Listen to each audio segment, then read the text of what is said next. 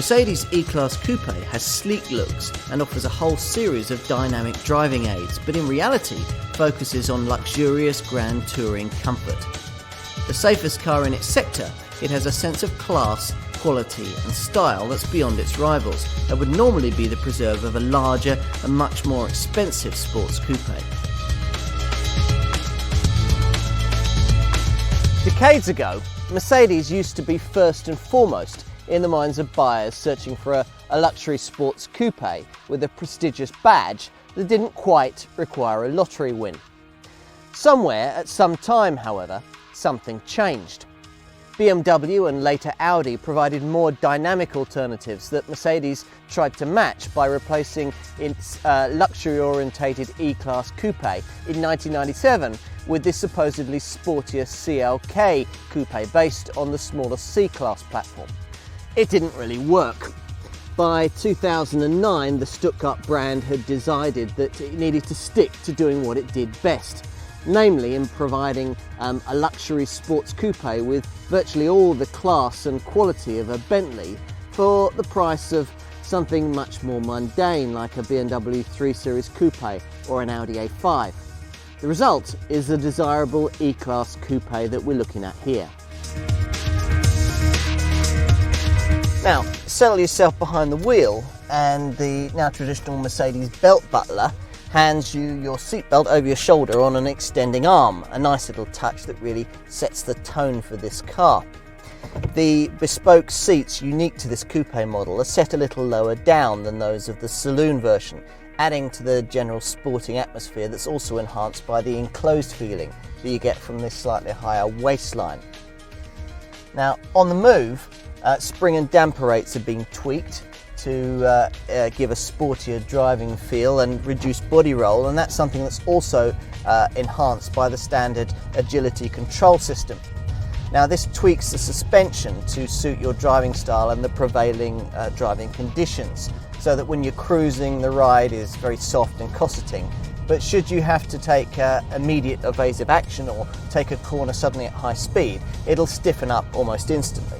There's few potential customers who will prioritise a more dynamic driving character, can specify stiffer agility control sports suspension, or go for a dynamic handling package which enables you to switch between a softer comfort mode or a stiffer sport mode while enjoying more responsive, speed-sensitive steering. Now, if specifying all of this technology ends up being an attempt on your part to create a BMW 3 Series Coupe, then I'd suggest that BMW make a quite acceptable one.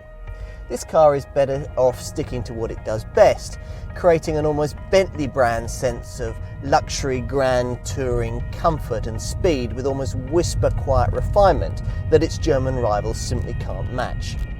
As you would expect, the Coupe E-Class picks and chooses between the nicest of the engines found in its saloon counterpart.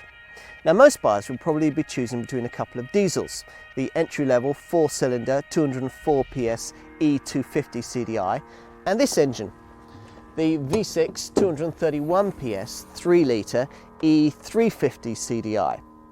Now, there are petrol options too, most notably the surprisingly impressive 1.8-litre turbocharged E250 CGI that's strong enough to make some of the other petrol options look, well, a bit extravagant. Now, these include the 292 PS E350 CGI, the 387 PS V8 E500, and the 450 PS E63 AMG. The two-door E-Class Coupe builds upon the bold styling direction taken by the fourth generation E-Class Saloon, with its split headlights, its twin LED fog lights, and its chunky grille with a supersized Mercedes badge on it.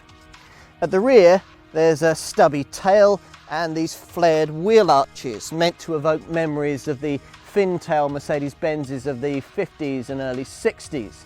And this contrasts with the long bonnet to add to the car's purposeful stance. Nicest of all are these frameless windows front and rear, which, together with the absence of a centre side pillar, when fully retracted, give the cabin a lovely airy feel, especially if you've selected the optional sunroof. Mercedes reckons that this is the most aerodynamically efficient production car in the world, with a drag coefficient of just 0.24 CD, one of the reasons why this model is so refined at speed. Now, even though the distance between its wheels is 115 millimeters less than the E-Class Saloon, this still remains a significantly bigger car than the old C-Class based CLK Coupe it replaced. It's 22 millimeters lower, 46 millimeters longer and wider, and 45 millimeters longer in the wheelbase. Something you notice most of all if you're confined to the back seat, where there's impressive legroom for a car of this kind, although headroom can be a bit restrictive if you're approaching 6 foot. At least the split folding backrests can be flattened to increase the capacity of the 450 litre boot. The safety equipment on offer reflects this brand's determination to lead the class in this respect. 7 airbags, including a driver's knee airbag, and the usual ABS and stability control systems you would expect, but there's much more.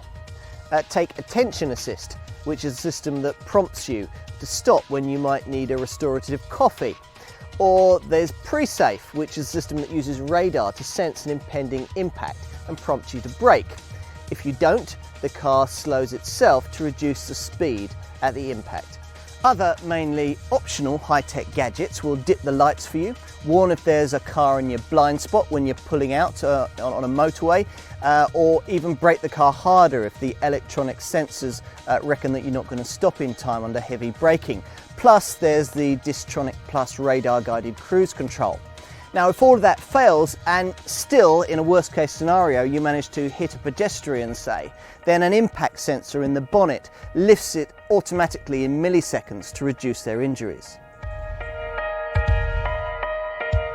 Mercedes logic dictates that you should pay a premium of around £1,300 for the 2 fewer doors that the E-Class Coupe will offer over its saloon counterpart. Now that means list prices that sit mainly in the £30,000 to £50,000 bracket, and that sees the car stack up pretty tightly against its obvious BMW and Audi rivals. Take the diesel models, they cost around the same as a comparable A5 or 3 Series Coupe variant, and that's impressive because the entry-level E250 CDI offers more power than either of those two alternatives. The E350 CGI petrol model also looks good value, costing around the same as a similarly powerful BMW 335i, and it's a fair £2,000 more than Audi's A5 3.2 FSI V6 Coupe. Fair because it offers around 30 brake horsepower more. Only the entry-level E250 CGI petrol model struggles a bit here. Less powerful than its direct rivals and significantly pricier.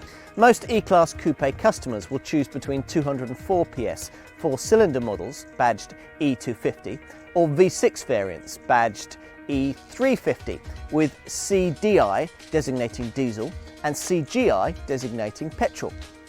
Now for petrol buyers rather unfathomably concerned that the 292 PS you get in the E350 CGI isn't enough, then there are more powerful options. There's the 387 PS E500 or the 450 PS E63 AMG. Only the entry-level diesel gets the 6-speed manual gearbox option that most buyers would rather avoid anyway. Otherwise it's automatic all the way, with 5-speed transmission for the 4-cylinder engines and 7-speed for the bigger units. All models are decently equipped with SE versions like this one featuring alloy wheels, leather trim, heated seats, climate control, a large multifunction steering wheel, an 8-speaker stereo with Bluetooth compatibility, a large central display screen to marshal all the car's various functions, and an advanced parking guidance system. If you go for one of the sport models, you also get an AMG body kit, firmer suspension, bigger brakes and more direct steering. You also get sports seats, intelligent headlamps and trendy daytime running lamps. The 4 mainstream engine options in the E-Class Coupe lineup are all badged Blue Efficiency, which means that they employ the manufacturer's latest environmental technologies. Now these include an Optimum gear shift indicator, low rolling resistance tyres, energy saving alternator, fuel pump, power steering pump, air conditioning which turns itself off when not needed, There's even some use of clever start-stop technology on certain models to save you fuel when you're sitting in urban jams. Now, the result of all that is cleaner emissions and a fuel saving of around 17% over comparable versions of the old CLK. The E250 CDI diesel, for example, manages 52.3 miles to the gallon on the combined cycle and just 143 grams per kilometre of CO2. The petrol engines also do sterling work in this area. The E250 CGI manages 36.2 miles to the gallon on the combined cycle and 180 grams per kilometre of CO2. Insurance groups range between 17 and 18 for most models, and residual values are very strong, even if parts pricing and servicing can be a bit pricey. Residuals aren't quite as strong as the E-Class Saloon, but you should still get 48% of your original purchase price back after 3 years and 36,000 miles. Though this E-Class Coupe offers a fresher, more dynamic look than we've seen from Mercedes in the past with this class of car, its main mission has been to fully restore the powerful, luxurious, grand touring sports coupe brand values that the marque should never have compromised in the first place. Yes, it remains a direct rival to coupe versions of the BMW 3 Series and Audi A5, but there's a maturity and a class to this car that those sportier rivals lack. They could never be considered as a much more cost-efficient alternative to super luxury sports coupes like, say, Maserati's Gran Turismo or Jaguar's XK. This Mercedes could be, and that about sums it up.